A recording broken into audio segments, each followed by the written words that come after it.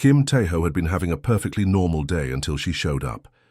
He was fixing a busted hydraulic pump in his quarters, the kind of routine work that kept the mining ship running smoothly. Grease covered his hands and forearms, and sweat dripped from his forehead despite the ship's cold recycled air. The Iron Hawk wasn't exactly a luxury liner, but it was home. Then the footsteps stopped right outside his door. Tai-ho looked up from his workbench, expecting maybe Jun-ho from the next cabin over asking to borrow tools again. Instead, he found himself staring at something he'd only seen in training videos back on Earth. An actual alien. Not just any alien either, but one of those fancy Kithmar engineers he'd heard other crews complaining about. She stood perfectly, straight in the doorway, all four of her arms positioned with military precision. Each hand gripped identical regulation containers, the kind that probably cost more than Tai-ho made in 6 months. Her blue skin had a hard, shell-like quality. That reminded him of beetles, and it caught the harsh white light from the corridor in strange ways. 2 large compound eyes dominated her face, surrounded by twitching antennae that seemed to be analyzing everything about his living space. "I am Velnara of the Kithmar Engineering Corps," she said, though the words came out flat and mechanical through her translator device.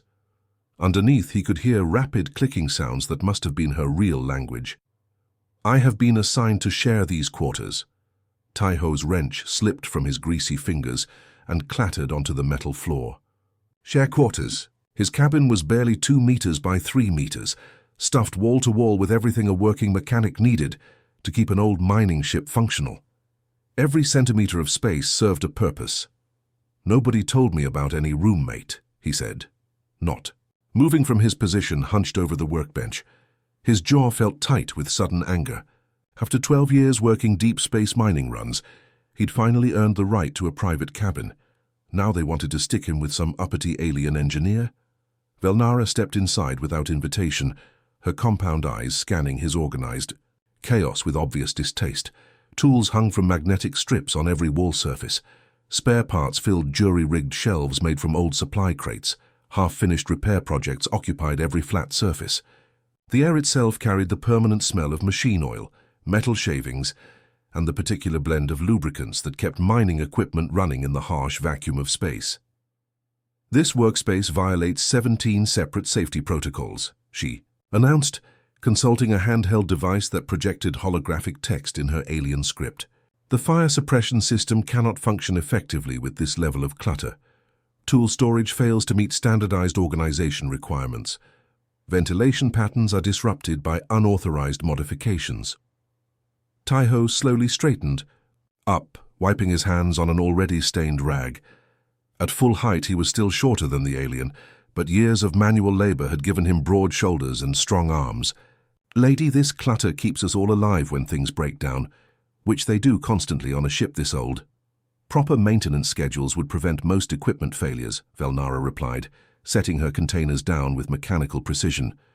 "Predictive analysis combined with scheduled component replacement eliminates the need for emergency repairs. Sure, if we had unlimited budgets and perfect replacement parts magically appearing whenever we needed them." Tai-ho gestured around his cramped cabin. "This is the real world. We make do with what we have." The alien's antennae twitched in what might have been confusion or irritation. Her forearms began moving independently, each one reaching for different surfaces as if measuring the space. "I require adequate workspace for technical documentation and precision instruments. Current conditions are insufficient." Tai-ho felt his temper rising. Bad enough they were forcing him to share his private space, but now this walking textbook wanted to reorganize everything according to her species' fancy standards. "Well, you're welcome to request different quarters from the captain. I'm sure he'll be happy to accommodate. Reassignment requests require approval from both the Mining Guild and the Kithmar Technical Exchange Program. Processing time averages 47 standard days." She began examining his tool arrangements with obvious disapproval. "We must establish functional cohabitation protocols immediately." The word cohabitation made Tai-ho's skin crawl. This was his sanctuary, the one place on the ship where he could work in peace without supervisors breathing down his neck or emergency alarms demanding his attention. Now some alien bureaucrat wanted to turn it into a sterile laboratory. "Look, Bug Eyes," he said, immediately regretting the nickname but too frustrated to care. "I've got actual work to do, important work that keeps everyone on this ship breathing. You can set up wherever you want, but don't touch my stuff." Velnara's compound eyes fixed on him with unsettling intensity. "My designation is Velnara. I possess advanced degrees in quantum mechanics, propulsion theory, and materials science. Dismissive terminology is counterproductive to mission efficiency." Despite her formal protest, Tiho noticed she made no move to leave. She was stuck here just as much as he was, probably just as unhappy about the arrangement. Maybe they could find some way to coexist without driving each other crazy, or maybe the next few months would be absolute hell.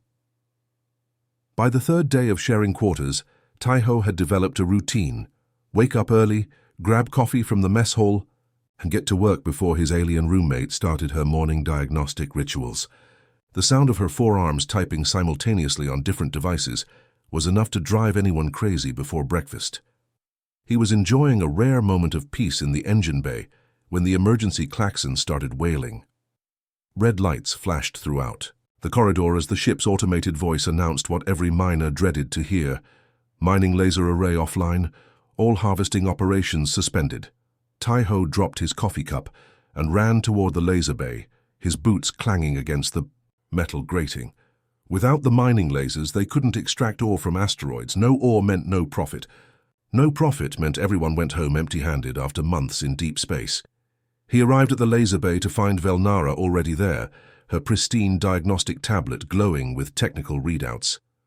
All four of her arms moved independently, one scrolling through error codes, another cross-referencing repair manuals, a third taking sensor readings, and the fourth making notes in her alien script. "Preliminary analysis indicates primary coupling failure in laser array 7, she announced, without looking up from her screens.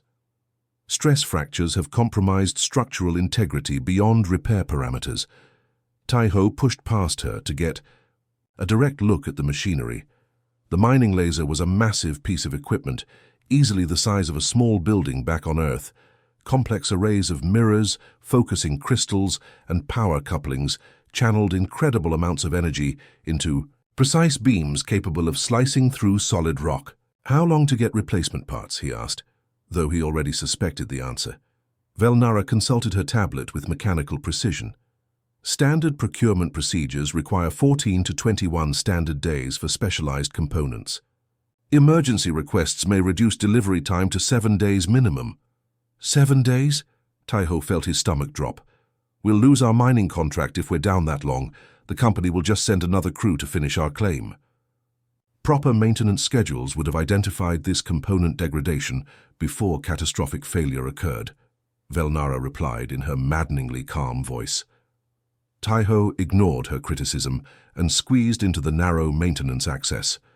The damaged coupling was buried deep inside the laser assembly, surrounded by delicate mirrors and focusing elements worth more than most people's houses. He had to twist his body into uncomfortable positions just to reach the failed component. His fingers found the coupling and immediately felt the problem. The metal had bent under stress, creating gaps where high-energy plasma was supposed to flow smoothly. According to regulation manuals, this part should be discarded and replaced. According to reality, they didn't have that luxury. "Hand me my toolkit," he called out, his voice muffled by the surrounding machinery. "Repair attempts on classified components violate 17 separate safety protocols," Velnara protested. "Improper modification could result in catastrophic energy discharge. Lady, everything we do out here violates somebody's safety protocols. That's why they pay us danger money." Reluctantly, she passed him the battered metal toolbox he'd carried on dozens of mining ships. Inside were tools that had seen years of hard use, each one adapted for specific problems that the original manufacturers never anticipated. Tiho pulled out the damaged coupling and examined it in the harsh work lights. The bend was severe, but not impossible to fix. He'd seen worse damage repaired with nothing but determination and elbow grease. "That component is beyond acceptable tolerances," Velnara said, watching him place the coupling on the floor. "Structural integrity has been compromised. Installation would create significant safety hazards. Watch and learn, Bug Eyes. He selected a heavy hammer from his toolkit and began carefully straightening the bent metal. Each blow was precise and calculated, guided by years of experience working with damaged equipment. The sound echoed through the laser bay like gunshots. Velnara's antennae twitched with what looked like genuine horror. You are destroying the molecular structure of the alloy. Stress patterns will propagate through the entire assembly. I'm fixing it so we can get back to work, Taiho replied, examining his progress. The coupling was starting to look functional. Again, though it would never pass a factory inspection.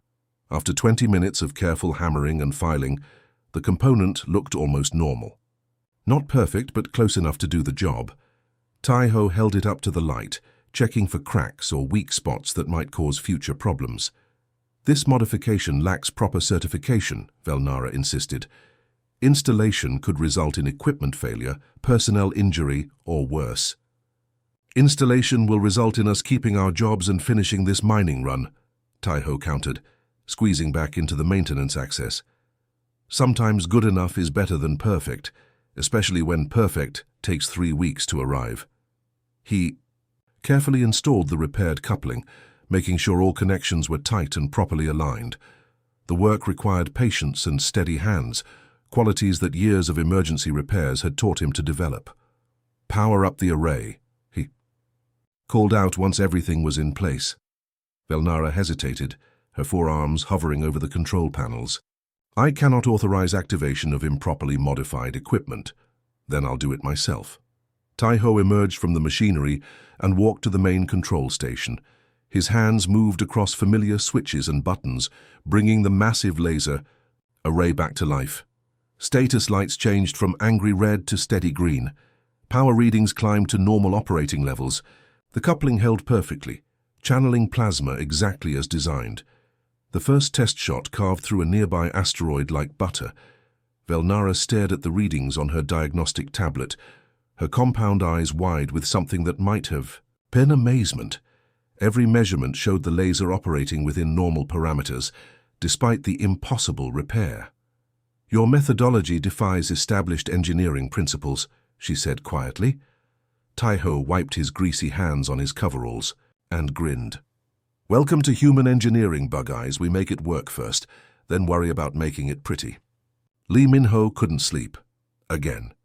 The night shift on a mining vessel was supposed to be quiet, just routine system monitoring and maybe catching up on personal messages from home.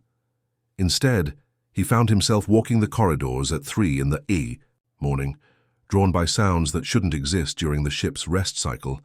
The noises were coming from the engine room, not the normal hum of machinery that every spacer learned to ignore, but frantic activity. Tools clanging against metal, urgent voices, and the high-pitched whine of systems running far beyond their normal parameters. When he reached the engine room entrance, emergency lighting cast everything in harsh red shadows. The main reactor display showed error codes scrolling faster than anyone could read them. In the middle of this chaos, 2 figures worked with desperate intensity. Taiho was sprawled half inside an access panel, his legs sticking out while sparks flew from whatever he was doing to the ship's electrical systems. Nearby, Velnara stood rigid with tension, her forearms moving across multiple diagnostic screens simultaneously. Her usually pristine appearance had deteriorated over the past few hours. Blue-tinged sweat beaded on her chitinous skin, and her antennae twitched erratically. "How bad is it?" Minho asked, though the answer was written across both their faces. "The quantum resonance chamber is fluctuating beyond safe parameters," Velnara reported, without taking her compound eyes off the readouts. Her voice carried a tight strain that made Minho's stomach drop. In all the months he'd known the alien engineer, he'd never heard her sound anything but completely confident. She gestured to one of her screens with a trembling arm. "Energy patterns are cascading through the containment matrix. My calculations indicate complete reactor failure within 47 minutes, possibly sooner." Minho felt the blood drain from his face. Reactor failure didn't mean they'd lose power and drift helplessly through space. It meant the ship would become a brief, very bright star before disappearing entirely, along with everyone aboard. What about emergency shutdown procedures? Asked. Already attempted, Velnara replied, her fingers dancing across holographic controls. The containment system is not responding to standard protocols. Automated safety systems have been compromised by the cascade effect. From inside the access panel, Taiho's muffled voice carried a note of grim determination. Your fancy calculations don't account for this piece of junk being held together with prayer and duct tape. Half these systems were installed 20 years ago by whoever could swing a wrench. Sparks showered from the panel as he worked, each flash illuminating his intense concentration. Minho could see him tracing power conduits with his bare hands, following connections that existed nowhere in the ship's official blueprints. Those systems are critical, Velnara protested. Disconnecting primary power relays will destabilize the entire reactor matrix. So is not exploding, Taiho shot back, his voice strained from the awkward position. Trust me, I've kept this old girl running longer than anyone thought possible. He emerged from the access panel holding a tangle of cables and circuit boards that looked like they'd been salvaged from a dozen different machines. Some components were clearly jury-rigged repairs from previous emergencies. Others appeared to be parts from completely unrelated systems. Is that from the galley? Minho asked, recognizing a circuit board that looked suspiciously familiar. Coffee maker, food processor, and the entertainment system from Crew Quarters 7, Taiho confirmed, already splicing the components together with practiced efficiency. When you're dealing with a reactor that's older than some planets, you use whatever works. Velnara's antennae practically vibrated with horror. Those components lack proper shielding for quantum field exposure. Integration with critical systems violates every engineering principle I know. Good thing I don't know those principles, Taiho replied, connecting the makeshift assembly to the reactor's control matrix. Sometimes ignorance is bliss. The main display flickered as his modifications took effect. Error codes continued scrolling, but something in their pattern had changed. The chaotic randomness was being replaced by something that almost looked like organized data. Quantum resonance is stabilizing, Velnara reported, her voice filled with disbelief. Energy cascade is slowing. How is this possible? Taiho wiped sweat from his forehead, leaving a streak of grease across his skin. The reactor's been running, on borrowed time for years. Every repair, every modification, every jury-rigged solution has become part of how it operates. Your textbook approaches don't account for all the creative problem-solving that's happened over the decades. He gestured to his improvised circuit assembly. This coffee maker circuit handles power regulation better than the original component, because it was designed to work with inconsistent electrical supply. The food processor board can manage multiple simultaneous processes without overheating. The entertainment system processor can handle complex data streams in real time. The reactor's hum gradually returned to its normal rhythm. Status indicators shifted from angry red to cautious yellow, then finally to steady green. The immediate crisis had passed. Velnara stared at the readings with compound eyes that seemed unable to process what they were showing. So your solution should not function according to established quantum mechanics principles. Maybe your principles need updating, Taiho suggested, securing his makeshift repairs with industrial tape. Out here in the real world, we don't have the luxury of perfect components and unlimited resources. We make do with what we have and we make it work. Minho watched the alien engineer struggle with concepts that clearly challenged everything she'd been taught. Her forearms moved uncertainly across her diagnostic equipment, running the same tests repeatedly, as if hoping the results would change. Ibatis. Energy patterns are stable, she finally admitted. Quantum resonance remains within acceptable parameters. All critical systems are functioning normally. She paused, looking directly at Taiho with what might have been the beginning of respect. Your methodology defies logical analysis, yet the results are undeniable. Taiho grinned and patted the reactor housing affectionately. Sometimes you have to trust gut instinct over textbooks, bug eyes. This old reactor has personality. You just have to know how to speak her language. The crisis was over, but Minho could see that something fundamental had changed between the human mechanic and the alien engineer. Velnara's rigid worldview was beginning to crack, letting in possibilities she'd never considered before. Park Ji-won pressed his face against the reinforced window of the observation deck, watching chunks of rock bounce off their hull like deadly hail. What should have been a routine passage through the Kepler asteroid field had turned into a nightmare. The navigation charts marked this route as safe, but those charts were clearly wrong. A piece of debris the size of a small car struck their starboard side, sending vibrations through the entire ship. Emergency lights bathed everything in pulsing red, and the constant wail of alarm klaxons made it impossible to think clearly. Through the ship's communication system, he could hear Captain Kim shouting orders to the bridge crew. All hands, brace. For impact. Navigation is attempting emergency course correction. Another massive chunk of rock scraped along their hull, the screech of metal against stone audible even through the vacuum of space. Ji-won grabbed the nearest handrail as the ship lurched sideways, artificial gravity struggling to compensate for the violent motion. The lights flickered and went out completely for several terrifying seconds before emergency power kicked in. When they came back, half the status displays on the observation deck were dark or showing critical error messages. Ji-won abandoned the observation deck and ran toward the engine room, knowing that's where the real battle for survival would be fought. The corridors were chaos, with crew members running in every direction and damage reports flooding the communication channels. Hull breach in Section 7, fire suppression offline in the cargo bay, life support showing multiple failures. He found Taiho and Velnara in the engine room, working with desperate intensity, surrounded by the machinery that kept them all alive. The scene looked like something from a disaster movie. Sparks flew from damaged control panels, steam hissed from ruptured pipes, and the air itself seemed thick with the smell of overheated electronics. Velnara's 4 arms moved across multiple control stations simultaneously, her compound eyes tracking dozens of readouts at once. Her usually perfect posture had deteriorated into something resembling panic, with all her antennae twitching erratically. "Hull integrity down to 60% and falling," she reported, her voice tight with stress. Multiple micro-fractures detected across sections 4 through 9, atmospheric pressure dropping in crew quarters. Taiho was nowhere to be seen, but his voice echoed from deep inside the machinery, where he'd crawled into maintenance access tubes, barely wide enough for a human body. "The atmosphere recyclers took a direct hit," he called out, his words muffled by the surrounding equipment. "I can patch the intake manifold, but the main processing unit is completely fried. Looks like a piece of debris went straight through the outer hull and took out half the electronics."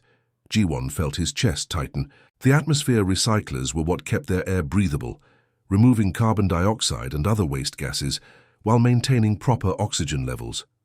Without them, the crew would slowly suffocate as their air supply became increasingly toxic. "How long do we have?" he asked.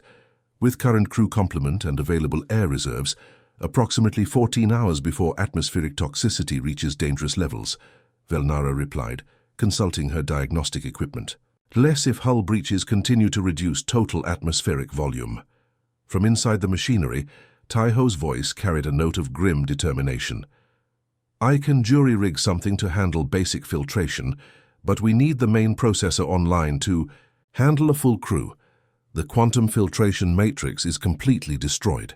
Replacement components for quantum filtration systems are not available in standard ship inventory," Velnara said, her antennae drooping with what looked like despair. "Such equipment requires specialized manufacturing facilities. Reconstruction from available materials is impossible with current resources." There was a moment of silence, broken only by the sound of Taiho working frantically inside the access tubes. Tools clanged against metal, and occasionally he would curse creatively in ways that would make a drill sergeant proud. Then he emerged from the machinery, his coveralls torn and stained, his face streaked with grease and coolant. Despite their desperate situation, he was grinning with the kind of confidence that had kept dozens of mining crews alive in impossible circumstances. "Impossible is just another word for haven't tried hard enough yet," he announced, wiping his hands on a already filthy rag. Ji-won stared at him in disbelief. "The atmosphere recycler is destroyed. We're going to run out of breathable air in less than 15 hours. How is that not impossible to fix?" Taiho walked over to a storage locker and began pulling out components that looked like they belonged in completely different systems. Circuit boards from navigation equipment, power regulators from the galley, even what appeared to be parts from the crew's personal entertainment devices. The quantum filtration matrix might be fancy alien technology, he said, examining each component with the practiced eye of someone who'd spent years making impossible repairs, but all it really does is separate good air from bad air. I've been thinking about this problem since we fixed the reactor together. He gestured to Velnara, who was watching his preparations with obvious skepticism. Your people build everything to exact specifications, with perfect components designed for specific purposes, but out here we don't have that luxury. Tejo began laying out salvaged components on a makeshift workbench. What we do have is a ship full of electronic systems that all perform similar basic functions: power regulation, data processing, molecular analysis, electromagnetic field generation. The trick is figuring out how to make them work together, in ways their designers never intended. Velnara's compound eyes fixed on the collection of mismatched parts. Those components lack the precision required for atmospheric processing. Molecular filtration requires quantum-level accuracy. Maybe, Tejo admitted, already beginning to connect circuits with practiced efficiency. But they might be good enough to keep us breathing until we reach the nearest station. Sometimes, survival isn't about perfect solutions. It's about good, enough solutions that actually work. Another impact shook the ship, reminding them all that time was running out. Either Tejo's impossible repair would work, or they would all die slowly as their air became unbreathable. Jiwon watched the human mechanic and alien engineer prepare to attempt something that defied every engineering principle in the book. Their survival depended on creativity, determination, and the kind of stubborn refusal to accept defeat that seemed uniquely human. The real test was about to begin. Choi Soo-jin floated outside the ship in her bulky EVA suit, welding torch in hand as she sealed the final breach in their outer hull. Through her helmet radio, she could hear the constant chatter of repair crews working around the clock to keep the Iron Hawk from falling apart completely. The asteroid field had done serious damage, but somehow they were still alive. "Last patch is holding," she reported, watching the metal cool from bright orange back to its normal gray. "Hull integrity should be stable now, but we can't take another beating like that." Inside the ship, the real miracle was happening in what used to be Tejo and Velnara's shared quarters. The cramped cabin had been transformed into something that looked like a mad scientist's laboratory. Kithmar precision instruments with their glowing holographic displays sat side by side with Tejo's collection of battered human tools. Circuit boards covered every available surface, and the air smelled like hot electronics and determination. Both of them looked terrible. Velnara's usually pristine appearance had deteriorated over 72 hours of non-stop work. Her blue chitinous skin had dulled to an unhealthy gray, and her forearms moved with exhausted precision rather than their usual fluid coordination. Dark circles surrounded her compound eyes, and her antennae drooped with fatigue. Tejo wasn't in much better shape. His coveralls were stained with every fluid that existed on a mining ship. His hair stuck up at impossible angles, and his hands were cut and burned from handling live circuits without proper safety equipment. But his eyes still burned with the stubborn intensity that had kept them alive this long. "The atmospheric processor framework is nearly complete," Velnara said, her voice hoarse from exhaustion and breathing recycled air that was getting more toxic by the hour. "However, the quantum filtration array requires rare earth elements that do not exist in our current inventory." She gestured weakly to her diagnostic tablet, which showed a long list of missing components. "Specifically, we need crystalline matrices capable of quantum resonance at specific frequencies. Without these elements, the processor cannot achieve the molecular precision required for atmospheric purification." Tejo paused in his work, then suddenly grinned and disappeared into the maze of salvaged components that filled half their cabin.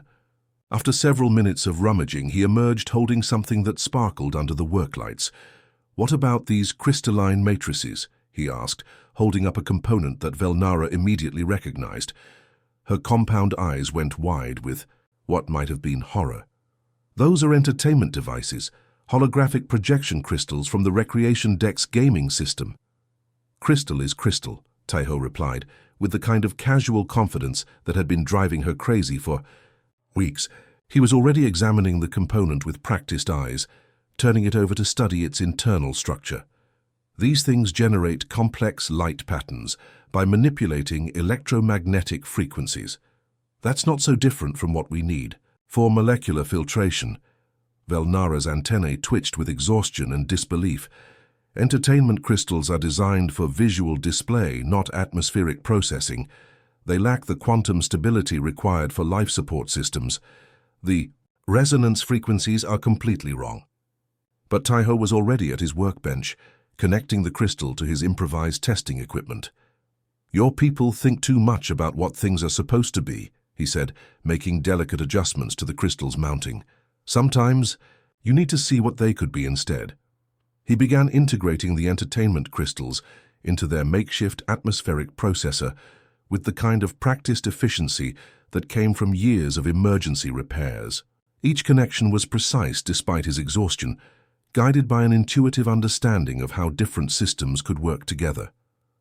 "Look at this," he continued, pointing to readouts on his jury-rigged diagnostic equipment. "These crystals can handle multiple frequency ranges simultaneously. They're designed to create complex visual patterns, which means they can process multiple data streams at once. That's exactly what we need for separating different atmospheric components." Velnara watched him work, her rigid technical training warring with the undeniable evidence before her eyes. The entertainment crystals were actually responding to atmospheric samples, their internal structure adapting to filter out carbon dioxide and other waste gases. "The quantum resonance patterns are stabilizing," she admitted reluctantly, monitoring the process with her own equipment. "Filtration efficiency is approaching acceptable levels, though still below optimal parameters." "Acceptable is good enough to keep us breathing," Taiho replied, continuing his integration work. "We don't need perfect, we just need functional." As the hours passed, their improvised atmospheric processor began to take shape. Entertainment crystals worked alongside navigation computers, galley equipment provided power regulation, and components from a dozen different systems somehow functioned together as a coherent whole. The air in their cabin gradually became easier to breathe as their hybrid creation began processing the ship's increasingly toxic atmosphere. It wasn't elegant or efficient according to any engineering textbook, but it was working. Velnara found herself studying Taiho's methods with growing fascination. His approach defied everything she'd been taught about proper engineering, yet the results spoke for themselves. Where her training focused on precision and specialization, his focused on adaptation and creative problem-solving. "Your methodology challenges fundamental assumptions about system design," she said quietly, watching him make final adjustments to their life-saving creation. Taiho looked up from his work and smiled, exhaustion temporarily forgotten. "That's the difference between textbook engineering and survival engineering, bug eyes.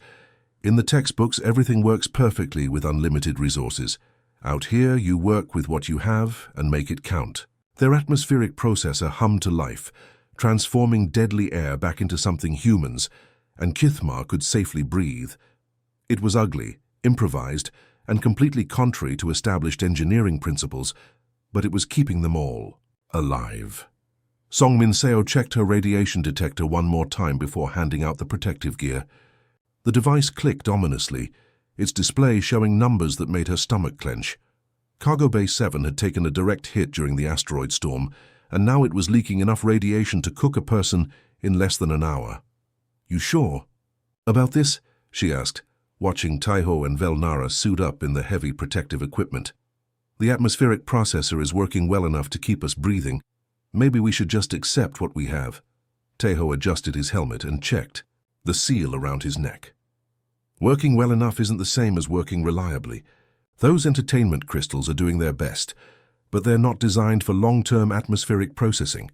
We need proper components if we want to make it to the nearest station.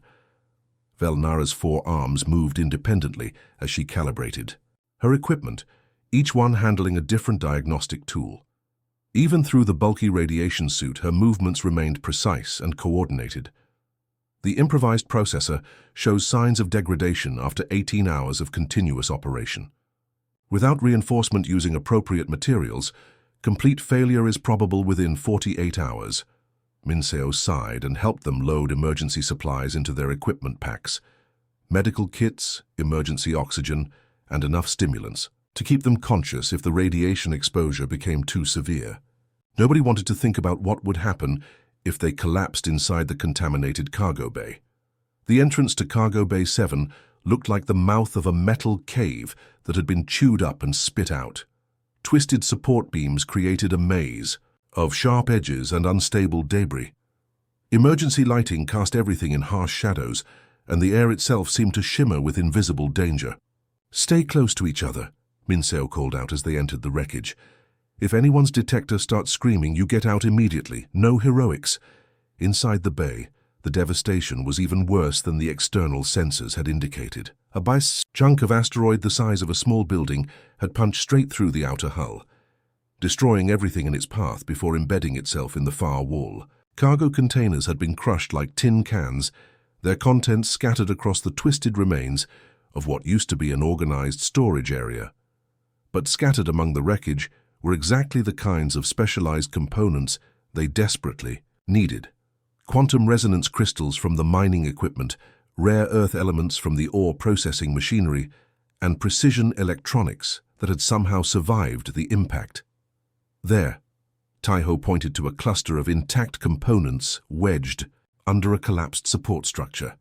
"Those are filtration elements from the main ore processor. If we can get them out, they'll be perfect for stabilizing our atmospheric system." The problem was reaching them. The components were buried under tons of twisted metal, accessible only through gaps barely wide enough for a human body. Worse, the entire structure looked ready to collapse at the slightest disturbance. Velnara studied the wreckage with her compound eyes, processing angles and stress patterns in ways that human vision couldn't match. "The debris configuration is unstable. Manual excavation poses significant structural risks." "But not impossible," Taiho said, already planning his approach. "I can squeeze through that gap there, grab what we need, and get out before anything shifts." He started toward the wreckage, but Velnara stopped him with one of her forearms. "Human body configuration is suboptimal for this task. Kithmar physiology provides superior advantages for debris navigation." Before he could argue, she was already moving into the twisted maze of metal. Her forearms allowed her to distribute her weight across multiple contact points, while her compound eyes gave her an almost supernatural awareness of the unstable structure around her. She moved through the wreckage like it was designed for her species, finding handholds and pathways that would have been impossible for a human to navigate. Taiho watched with growing admiration as she reached the trapped components and began carefully extracting them. Her movements were precise and efficient, each motion calculated to minimize stress on the surrounding debris. That's when everything went wrong. A support beam that had been holding up several tons of wreckage suddenly shifted with a grinding screech of stressed metal. The entire structure began to collapse, tons of debris falling toward where Velnara was trapped. Without thinking, Taiho lunged forward to help, but he was too far away and moving too slowly. The beam was falling directly toward both of them, and there was no time to escape. Velnara's reaction was instantaneous and impossible. 3 of her arms shot out to catch the falling beam, her chitinous limbs straining against the massive weight. At the same time, her 4th arm wrapped around Taiho's waist and yanked him out of the collapse zone with strength that seemed impossible for her slender frame. They landed in a heap several meters away as tons of debris crashed down where they had been standing moments before. Dust filled the air, and the sound of settling metal echoed through the cargo bay like thunder. "Your reflexes saved us both," Taiho said, genuinely impressed as he caught his breath. He'd worked with dozens of different species over the years, but he'd never seen anything like the speed and coordination Velnara had just demonstrated. "Kithmar evolution favored quick responses to environmental threats," she replied, but then paused as if considering something she'd never thought about. "Before. However, your spatial reasoning abilities exceed our species' capabilities. I would not have identified the accessible pathway through that debris field." Taiho looked at her with new understanding. Throughout their time together, He'd been so focused on their differences that he'd missed their complementary strengths. Her precision and analytical abilities, combined with his intuitive problem-solving and creative thinking, created possibilities that neither could achieve alone. "We make a pretty good team," he said, helping her to her feet. Velnara's compound eyes studied him with what might have been the beginning of respect. "Your assessment appears to be accurate. Collaborative efficiency exceeds individual capabilities in complex problem-solving scenarios.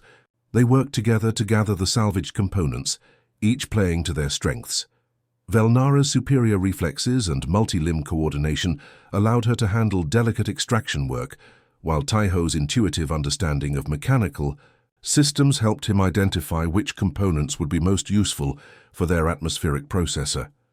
By the time they made it back to safety, both of them had begun to see their partnership in a completely different light. What had started as an unwelcome room assignment was becoming something that neither of them had expected. They were becoming a team. Young Hyejin stared at the atmospheric readings on her console, trying not to let her growing panic show on her face. The numbers were getting worse by the hour. Carbon dioxide levels were climbing steadily while oxygen percentages dropped toward the danger zone. Their improvised life support system was failing, just like Velnara had predicted. "How much time do we have?" Captain Kim asked quietly, standing behind her workstation where the rest of the crew couldn't hear their conversation. Hyejin checked her calculations one more time, hoping she'd made an error. She hadn't. "At current degradation rates, maybe 6 hours before the air becomes unbreathable. 8 hours maximum if we reduce crew activity to absolute minimum." The captain's face went pale. They were still 3 days away from the nearest station, even if they pushed their damaged engines to maximum capacity. Without a functioning atmospheric processor, everyone aboard the Iron Hawk would suffocate long before they reached safety. "What about Taiho and that alien engineer?" he asked. "Any word on their project?" "They've been working non-stop in their quarters for the past 12 hours, Hyejin replied. "No updates, but I can hear drilling and welding through the bulkheads. Whatever they're building, it's big." As if summoned by their conversation, Taiho's voice crackled through the ship's communication system. "Engineering to bridge. We're ready for final testing. We'll need main power rerouted to auxiliary systems in Section 4. The captain activated his microphone. "Taiho, what's your confidence level on this repair?" There was a long pause before the response came back. "Honestly, Captain, this either works perfectly or we're all dead in 6 hours. No middle ground." Hyejin felt her stomach drop. She'd been hoping for something more reassuring than a 50-50 chance of survival. But given their situation, even those odds were better than doing nothing. Down in their converted quarters, Taiho and Velnara stood before something that looked like it belonged in a modern art museum rather than a life support system. Their hybrid atmospheric processor combined salvaged components from dozens of different systems, held together with industrial adhesive, magnetic clamps, and what appeared to be considerable amounts of hope. Entertainment crystals from the recreation deck glowed with soft blue light, interfacing with quantum resonance chambers, salvaged from the cargo bay wreckage.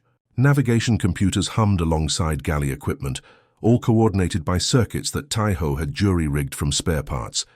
It was ugly, improvised, and completely contrary to every engineering principle in any textbook. But it was also their only chance of survival.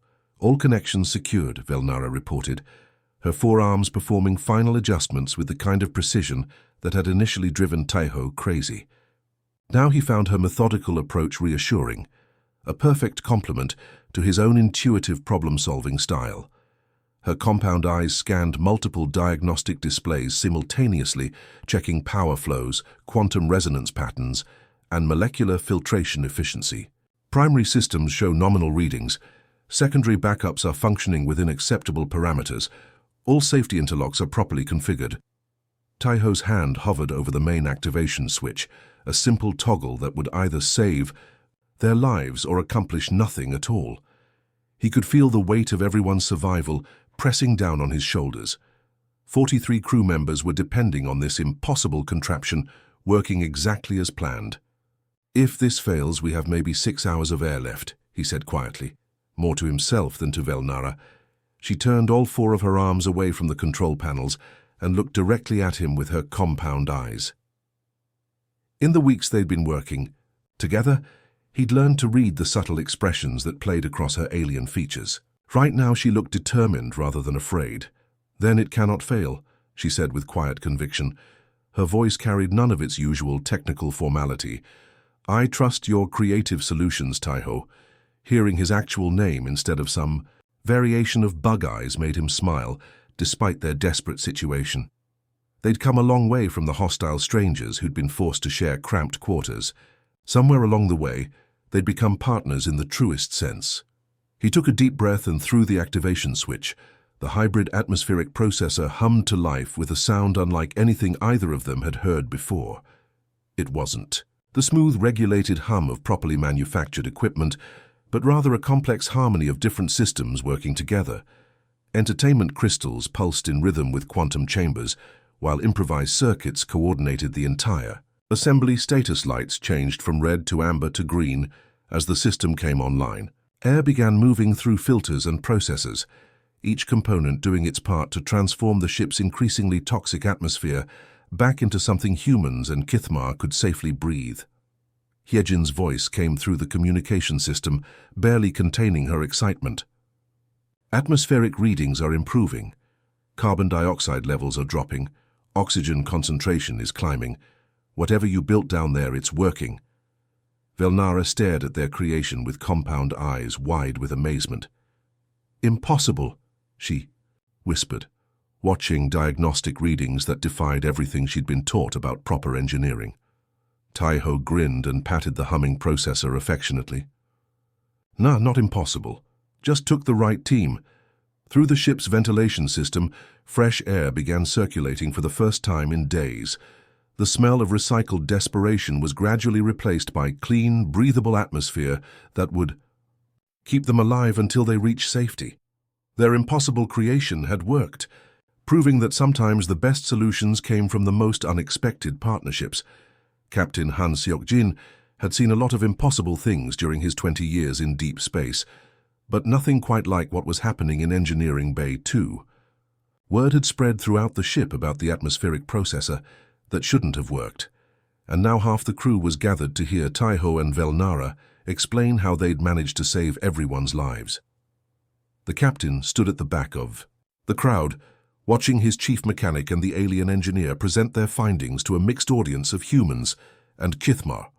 What struck him most wasn't the technical details, but the way the two of them worked together. Gone was the hostility and cultural clash that had marked their first weeks together.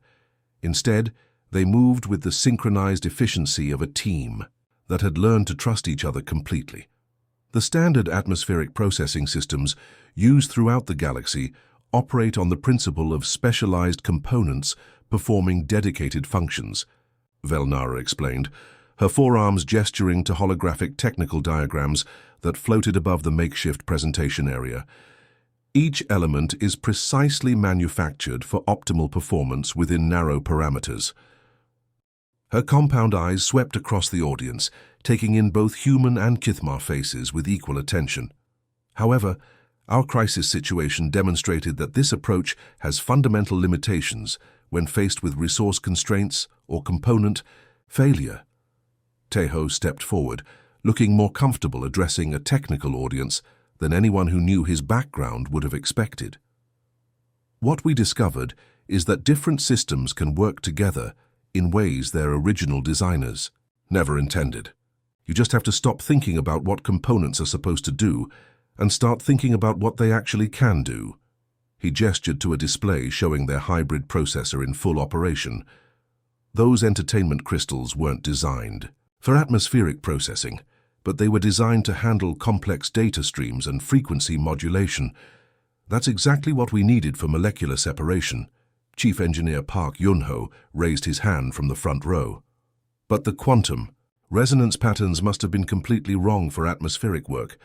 How did you compensate for the frequency mismatch? Velnara's antennae twitched with what the humans in the audience had learned to recognize as enthusiasm. This question demonstrates the fundamental paradigm shift we discovered. Rather than attempting to force entertainment crystals to operate, Like atmospheric processors, we redesigned the entire system to work with their natural capabilities. The integration of human adaptive thinking with Kithmar systematic analysis, she continued, her voice gaining confidence as she warmed to her subject, creates possibilities that neither species could achieve independently. Human intuitive problem-solving identifies unconventional solutions, while Kithmar analytical precision ensures those solutions can be implemented safely and effectively.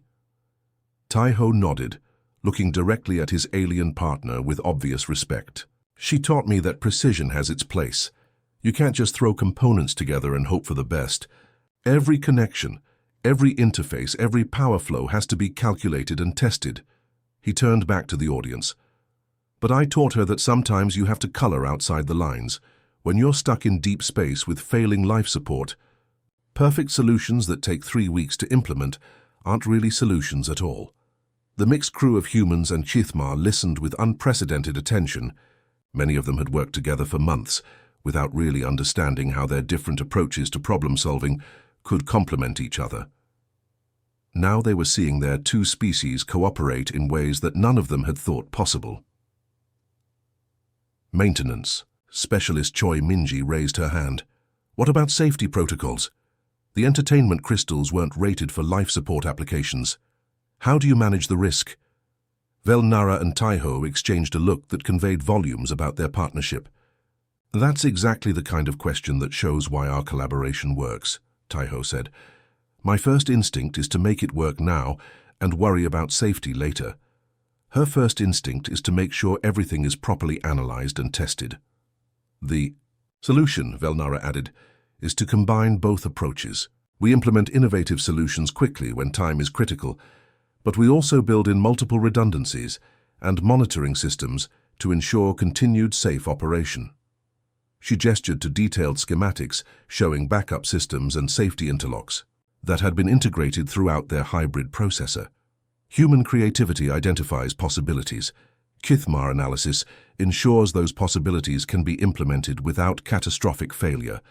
The presentation continued for another hour, with crew members from both species asking increasingly sophisticated questions about the technical details. But Captain Han could see that something more important was happening beyond the technical discussion. For the first time since the joint crew assignments had begun, humans and Kithmar were genuinely listening to each other. They were beginning to understand that their different approaches to problem-solving weren't obstacles to overcome, but advantages to be leveraged. The atmospheric processor humming quietly in the corner was more than just a life support system. It was proof that cooperation between species could create something better than either could achieve alone. As the formal presentation wound down, Captain Han noticed crew members lingering to continue discussions in smaller groups. Humans and Kithmar, who had barely spoken to each other before, were now comparing notes and sharing ideas about their respective approaches to engineering challenges. Taiho and Velnara stood together near their creation, answering individual questions and demonstrating specific components. They moved with the easy familiarity of partners who had learned to complement each other's strengths and compensate for each other's weaknesses. The captain smiled as he watched them work. What had started as an unwelcome room assignment had become something that might change how humans and Kithmar worked together throughout the galaxy. Sometimes the best solutions really did come from the most unexpected partnerships. 3 months had passed since the crisis aboard the Iron Hawk, and everything had changed. The new joint species vessel Harmony represented something unprecedented in galactic history, a ship designed from the ground up by both humans and Kithmar working together as equal partners. Unlike the cramped mining vessels Taiho was used to, this ship felt spacious and purposeful, with corridors wide enough for different species to move comfortably and workspaces designed for collaboration rather than mere coexistence. Taiho and Velnara still shared quarters, but now it was by choice rather than bureaucratic necessity. Their living space had evolved into something that would have been impossible to imagine during those first hostile days together. Kithmar Precision, instruments with their glowing holographic displays, sat comfortably alongside Taiho's collection of battered human tools. The walls displayed technical diagrams that combined both species' approaches to engineering, creating visual representations of problems and solutions that neither could have conceived alone. The morning started like many others, with Velnara reviewing the latest communications from across the galaxy while Taiho worked on their newest project. But this morning brought news that made even her usually composed demeanor crack with excitement. "The High Engineering Council has approved our hybrid propulsion system," she announced, her forearms moving rapidly across multiple data displays as she absorbed the details of the official response. "Full implementation authorization for civilian and commercial vessels. They're calling it the most significant advancement in space travel technology in over 2 centuries. Taiho looked up from his workbench, where he'd been modifying a quantum resonance chamber using techniques they'd developed together. The familiar sight of Chithmar precision tools sitting alongside his battered wrenches still made him smile. 3 months ago, the idea of their equipment coexisting peacefully would have seemed impossible.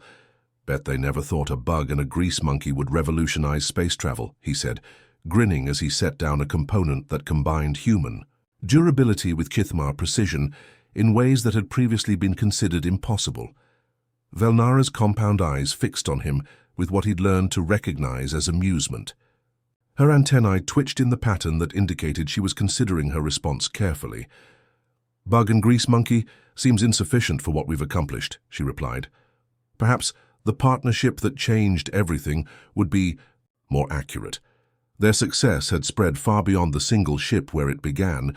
News of their atmospheric processor had reached engineering departments across human and Chithmar space, sparking interest from researchers who had never considered cross-species collaboration. What started as a desperate survival measure had become the foundation for an entirely new approach to technological development. The hybrid propulsion system was just the latest example. By combining human intuitive problem-solving with Chithmar systematic analysis, they'd created engines that were not only more efficient than anything either species had built independently, but also more reliable and easier to maintain. The key breakthrough had come from recognizing that human sloppiness was actually adaptive flexibility, while Chithmar rigidity was actually systematic optimization. "The Council wants us to establish a joint research facility," Velnara continued, scrolling through official documents that detailed funding, personnel assignments, and research priorities. "Full authority to recruit both human and Chithmar engineers. Unlimited access to resources from both civilizations." Taiho whistled softly. "From roommates nobody wanted to direct us of our own research station. That's quite a career change." Through their shared workspace, they could hear the sounds of the Harmony's mixed crew going about their daily routines. Humans and Chithmar worked side by side in ways that had seemed impossible just months earlier. Their success had proven that cooperation between species wasn't just possible, but actually superior to either group working alone. "The applications are already spreading beyond engineering," Velnara noted, pulling up reports from across both civilizations. "Medical research, agricultural development, even artistic collaboration. Our approach is being adapted for problems we never considered." Taiho nodded, thinking about how their desperate improvisation had somehow become a model for interspecies cooperation. Amazing what happens when you stop focusing on differences and start looking for complementary strengths. Their quarters had become something of a pilgrimage site for engineers from both species. Delegations arrived regularly to study their methods and observe their collaborative process. The cramped cabin that had once been a source of conflict was now proof that the greatest innovations could come from the most unexpected partnerships. "Do you ever miss the simplicity of just fixing broken equipment?" Velnara asked, gesturing to the complex diagrams and research proposals that covered most of their workspace. Taiho considered the question while examining a prototype component that embodied everything they'd learned about combining human and Chithmar approaches. "Sometimes," he admitted, "but then I think about all the problems we can solve now that we couldn't tackle alone. The atmospheric processor was just the beginning." Their success story was being taught in engineering schools across the galaxy. But Taiho knew the real lesson wasn't about specific technical solutions. It was about the power of diverse perspectives working together, the value of questioning established assumptions, and the incredible things that became possible when different species learned to trust each other. The harmony represented more than just a successful joint venture. It was a symbol of what could be achieved when barriers came down and collaboration replaced competition. Their quarters, once the smallest space either of them had ever shared, had become the birthplace of a new era in galactic civilization. The future stretched ahead of them, full of challenges that would require both human creativity and Kithmar precision to solve. But together they were ready for whatever impossible problems came next.